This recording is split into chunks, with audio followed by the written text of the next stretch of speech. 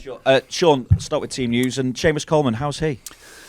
Yeah, he's got a niggly hamstring, which he'll need a bit of time to settle down, I think. And he's been in fine form, so obviously that's another awkward one for us. But yeah, it shouldn't be too long, but he won't make it for the weekend. Is Nathan Patterson then 100% fit? Because I suppose you've also got the option of switching Ben Godfrey to the right-hand side and bringing Mikel. Yeah, it's as much game time with Poe, coming back after an injury and then spending a bit of time out. So it's as much game time, and with the way things have worked with the international and stuff, even getting sort of reserve games, it's been awkward. So yeah, game time as much as anything, but he's certainly in the thinking. And Dominic Calvert-Lewin, what truth is there that he will be available to you this weekend? The truth is he's training and going along well. How's his training regime going at the Good. moment? With someone like Dominic, when he's available again, and no disrespect to Ellis Sims, because he's obviously still learning his trade in some respects, but does it make it easier when you've got a focal point to play someone like Demarai Gray off that front man? Well, I think having good players available, and there's plenty of good players here, but having good players available is always the start point. And it helps if you've got strikers available who are proven, and he is a proven striker. What are you also seeing from Tom Davis, from James Garner, to push to fill the role that Abdoulaye Doucouré has filled so well for you? Yeah, they're going well. I mean, Jimmy's, returning after an injury, but he's had a number of weeks now with us and training hard and training well. And Tom's been at the club a longer period and played games, so he understands the role. We want flexibility within the squad, and it's needed. If you do get injuries, it is needed. So, we'll certainly have our thinking on with Duke coming out the side, who's done ever so well, of course, and trying to change the best way that we can be effective. Just on Tom, obviously he's a free agent in the summer. What do you see as his long-term future? Yeah, like I said to you a few weeks ago, we're in open communication with all these players and their agents. Fulham are on a 4-game losing run at the minute in the Premier League, 5 including the cup defeat to Manchester United. The worst run of the season prior to that was 4 games without a win, 2 wins, 2 draws in that time. So I suppose the recent run shouldn't really overcloud what has been a decent job that Marco Silva's doing. No, did a very good job. The Championship, you've got to come out of there, and they did, and comfortably so. And then they've had a fantastic start. An awkward spell, but that can happen in the Premier League. We certainly know that, and it can happen to anyone, more or less. You'd like to, well, I suppose it can happen to anyone. Look, Chelsea have had a tough spell, so it can happen. And it's unlikely when your club's outside of the Big Six. It's unlikely you don't have a spell like that. We've got a safeguard against that, any reactions to that, but we've got to. We stepped slightly off it at Man U, but they played very well. But the other performances have been strong, I think, the way we've gone about it. Home particularly, and the feeling in the stadium has been absolutely fantastic. We've got to use all them things to our advantage. When you say the players slipped slightly off it against Manchester United, what do you say to them to make sure that they are bang on it when it comes back to Goodison Park this week? Well, no, sometimes you have to remind them of the truth on the day. They were better than us, particularly first half. Second half we calmed the game down a bit, but they even some of the players at Man U I know and staff there, it's their best performance for a while. That can sometimes happen. And we sort of hung in there, so that some of the habits were good, and we defended well at times when we had to, last ditch as it was. But it's just if you come off slightly in the Premier League, it finds you out, and it did on that day, but against a very good side. So we've got to make sure that we remind ourselves of the performances before that. It's not just about the last one doesn't guarantee the next one, good or bad. It's about that whistle blows and you're ready to go. I say it all the time because I mean it. Just back to Fulham, what difference do you see when they're missing someone like Mitrovic, and also how does it impact a side when the manager is serving a touchline ban? Does it impact them at all? Well, I haven't served one, so I'm hoping not. Yeah, I'm hoping not to learn that experience. But it happens. Moments in a game, and sometimes these flashpoints happen.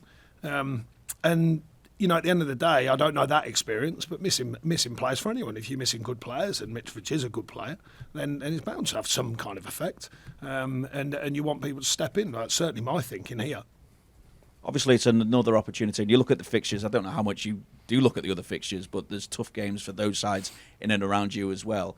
Do you look at it again as an opportunity to open up just a little bit of daylight between yourselves and the bottom? The biggest thing I believe in with it, and I think I might have said this before, but I certainly have in-house, is that you take a lucky one. I've said it before. You take a lucky one. You take one where a fixture might go your way. A fixture outside of your one, or 2 or 3 can sometimes go your way. But at the end of the day, you want to do it by design. We're trying to build something here that can be down to us. What we're doing, what we're playing like, what we're achieving. That's the main focus. And I think I definitely said before, Woney has a good saying, there has to be a future in it. And as much as you will take a lucky one, or you take one when, it's not your day, but you still win, or you get a point and all that, of course you take them over a season. They're still important. But you want to see a performance. You want to see a team that are performing in the right manner with the right things to go and win games. And that's certainly a more important factor rather than just hoping for the best with other teams' results. A couple of things to check with you away from the game. Just on Jordan Pickford, there was a report that there's a verbal agreement for him to leave. Who reported it? I'm always intrigued. I can't tell you that. Of course you can't, yeah. But when you're hearing stories like there's that, nothing no at all, verbal no. agreement as regards that. And obviously we've seen the reports on Dele Alli this week. I realise he's under contract on a loan contract at the moment, but at the same time this is his parent club. So what action does the football club, do you take? Do you speak to him? Because people are saying or believing that this could be the end of his career. Well, he's not here, obviously. He's got an injury, which will keep him out for some time, so that needs to be dealt with.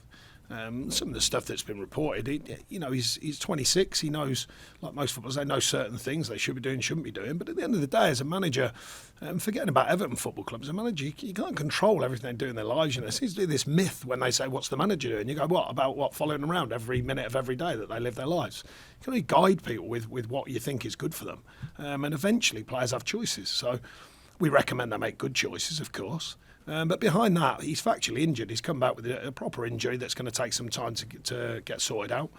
So he'll use that period wisely, I hope. Have you spoken to him, and do you feel that you can get him, I suppose, back on track? I just feel that he needs to get his injury right, and then we'll take it from there, because it's not going to be like a week. It's going to be a number of weeks. Go to Stuart, Premier League Productions. You've got 4 home games to go. How important is the Goodison Factor going to be in that regarding the supporters? Well, we'll see. It's certainly, we want it to be important because we want to build that mentality at home, that fortress throughout the fans and the way they go about it. And they have been doing. They've been excellent. I mean, I couldn't question it at home or away, but I couldn't question them. And I think the team have somewhat responded, at home and some of the away performances, like I say, stepped off a little bit last week. But generally the team have responded and given the fans something to cheer about as well, because it's not just a one-way street. The players have to use their energy, but then give the energy to the fans, and I think that's been a good balance so far. But you can't just guarantee the home. We want to change the mentality away. It's been well documented before my time in the last couple of seasons. The away form has not been where everyone wants it to be, including myself. So looking at different ways of taking that on, because over a Premier League season, if you're building a real mentality, then you should be going away with the same kind of home mentality, apart from your fans, of course, but the on-pitch mentality to take everything that comes your way and take it on. And I think that's a mindset change that we've been working with the players on. Lots of your players went through this last season successfully in the end. Does that positive experience in the end, help? I think it helps. I think the control of a performance can help, and being through that experience before. We want to change that, quite obviously, but it's a valid thing to have when you need it, so we want that to help. But it's still, everything counts in football, so every time that whistle blows, it's every detail of every performance, every bit of focus. And alongside that, finding that, it's hard to explain, but there's like a professional way of playing that's still relaxed enough where you can perform. It's finding that nice balance between focused on the job and fully concentrated, but also that freedom to go and play. And I think that's when teams are playing well and they're free flowing, that's the measure that you find. And we're certainly discussing that with players and how we find that. We've seen patches of it and we've seen some really good signs of it, and now it's taking it on as a consistent basis. Goal scoring has been a bit of an issue this season, but 3 clean sheets, I think, in your 5 Goodison games so far.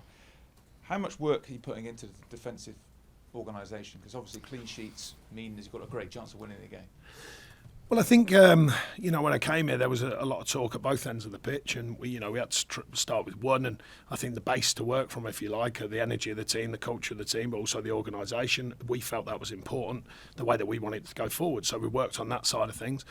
That the finest balance you need to strike is when you get the defensive format right and the work ethic and the belief in the team, but then also the attacking format right. And we've shown better signs of that, statistically. And we've got to keep doing that. We've got to keep getting the balance right because the Premier League's an unforgiving league. We all know that. And you have to get the balance right at both ends. So that's certainly a big focus of the staffs and going into the players as well. you were sort of rarely involved in an intense relegation battle with Burnley because you were usually safe with games to spare. So how are you finding the situation? Do you look at the fixtures and the permutations? You don't have to look too far beyond my time at Burnley to realise that it ended well, but there was periods in the season when it is tough. You know, that's just the reality of the Premier League. It can happen to more or less, not literally everyone, it seems. You know, I doubt Man City will find themselves in that situation currently. But it's happened to most teams. You know, you fall down there for a spell, you have to find your way and navigate your way through it. So there's not an exact way of doing it, but I think I know some ways that are very important to us. Thank you, Stuart. We'll go to Julia, BBC Radio Merseyside. Oh, yeah. I'll just have a quick... well, unless you've heard something. We'll just chat a little bit more about Dominic Calvert-Lewin. Obviously, you know, he's always the person you're asked about most in press conferences ever since you've started here, and there's a lot of pressure when he returns to the squad, whether that be this weekend or as soon as he goes out on the pitch. How can you manage that pressure on him? Because it is a lot for him, isn't it? There's no pressure from me. There is from the outside, though. It's relative. You know, that's football. If you want to be a big player, you're going to take what comes your way. He's a big player. He's played for England, scored goals, had fantastic seasons here at times. So that's what comes. You know, that's part of being a professional footballer. Everyone should want that, really, because if usually you're under some kind of whatever kind of pressure it is, then it's for a reason. That's usually a top player. I remember seasons ago, probably not every season, but certain seasons when Harry Kane was questioned, he ends up in the top scorers virtually every year. So he deals with it. It's a way of dealing with it. You find your way of dealing with it, both as an individual, guidance from the staff, his teammates around him. But he's not the only one here. There's other players under pressure. What about the players who haven't got them records, the ones who are trying to get their way into the game, to try and forge their way forward into the game and be them people who get the noise and the pressure? That's all part of it. Jordan Pickford's performance has been praised against United despite the results. Now you work with him closely and you see him day to day, are you surprised that there's still sometimes debates in the media about his England place?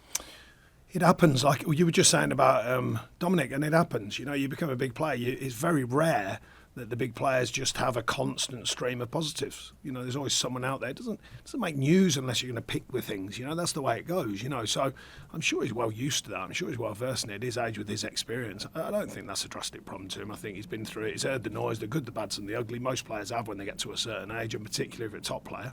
And you find your way of focusing throughout that. And you find your inner belief in your consistent values and what you stand for. Someone who's not here at the moment, but he's doing really well at Preston, is Tom Cannon. How closely do you keep an eye on that? Do you speak to him? Because I know you've been watching the under-21s, but I just wondered about with him being out on loan and doing No, not at the moment. I mean, you know, a lot of the younger players, they're out there for reasons, doing well. They've got people here who monitor it. There's a time and a place when that will come my way. But at the minute, we're just monitoring from a distance.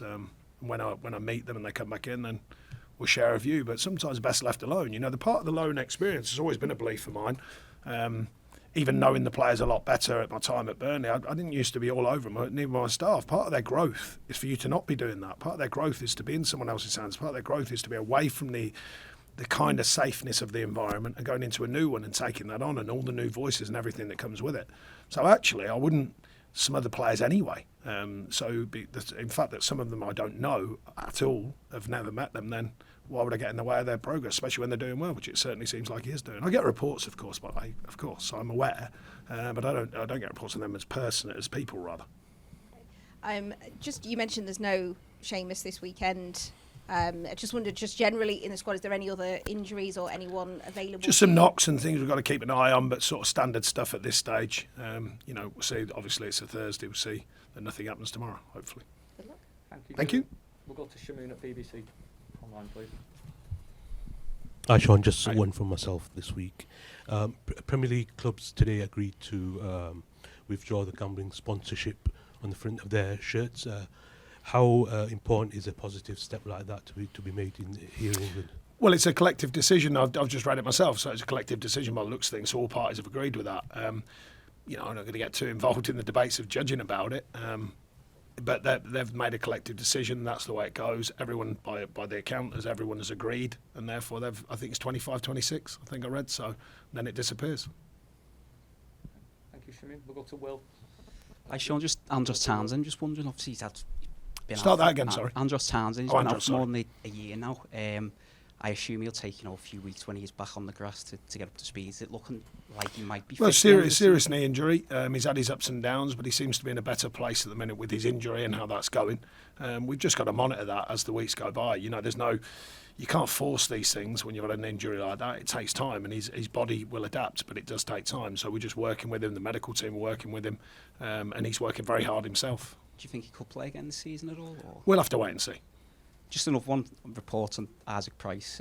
Looks like he's going to be leaving the club at the end of the season. What can you say about that? Do you think Everton's offer to Isaac has been a fair offer, and not just in terms of monetary, but the pathway that the club can give him as well?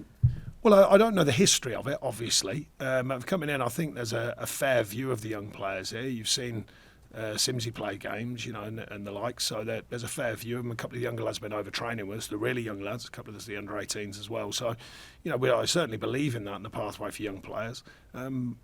Takes different parties now. They've got to see it the same way. Some young players and their advisors don't see it the same way.